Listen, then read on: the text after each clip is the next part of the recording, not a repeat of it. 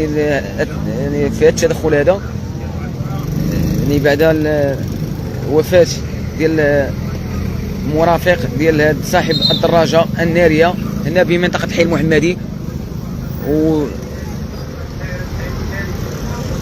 يعني تدخل محمود ديال رجال الأمن دائما كالعادة، يعني كيكون واحد التجاوب إيجابي. يعني بعد الوفاة ديال مرافق ديال سائق هذه الدراجة النارية، وكذلك الحالة ديال السائق يعني في حالة حرجة، إنا لله وإنا إليه راجعون. يعني حادثة سير مميت هنا بمنطقة الحي المحمدي. المزيد من الحيطة والحذر، يعني اليوم هذا المباشر ان بنادم انه يرد البال. الله يجازيكم بخير ان مستعملي الطريق وخصوصا اصحاب الدراجات الناريه انهم يردوا البال ان هذه الحوادث راه خطيره. ها هي النهايه اليوم مأساويه، اصطدام ديال دراجه ناريه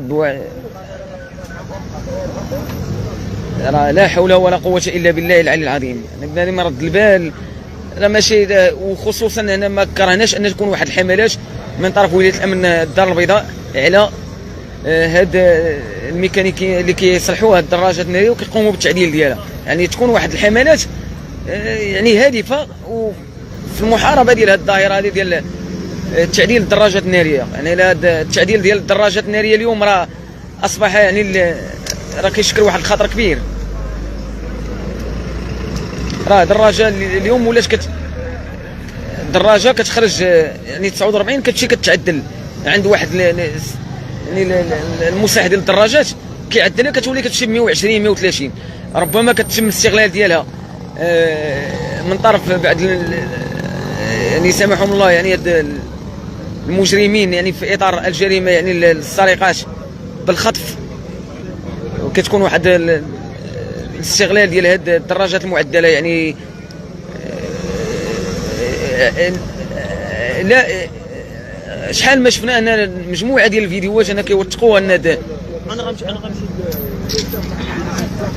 غنمشي مجموعه ديال الفيديوهات كيوثقوا السرقه بالخطف بواسطه هذه الدراجات الناريه. راه لا يعقل اليوم اننا كيكون التساهل مع هاد الناس.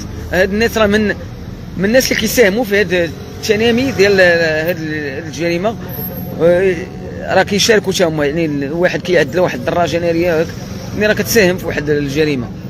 هو اليوم هي الحادث مأساوي.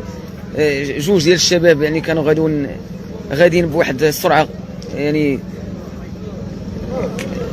سرعه كبيره، دراجه معدله هاك على ما كيقولوا انه راه ربما في حاله غير طبيعيه. حنا داكشي ما كنثبتوش، كاين الشرطه القضائيه اللي غتثبت انهم واش كانوا في حاله غير طبيعيه او لا، ولكن يجب ان يكون واحد التصدي لهذه الظاهره ديال التعديل ديال الدراجات الناريه.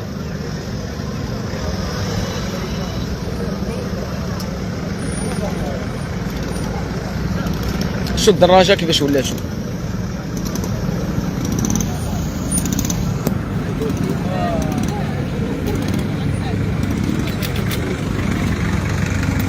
إنا لله وإنا إليه راجعون. الله يرحم هذا الشاب هذا اللي توفى.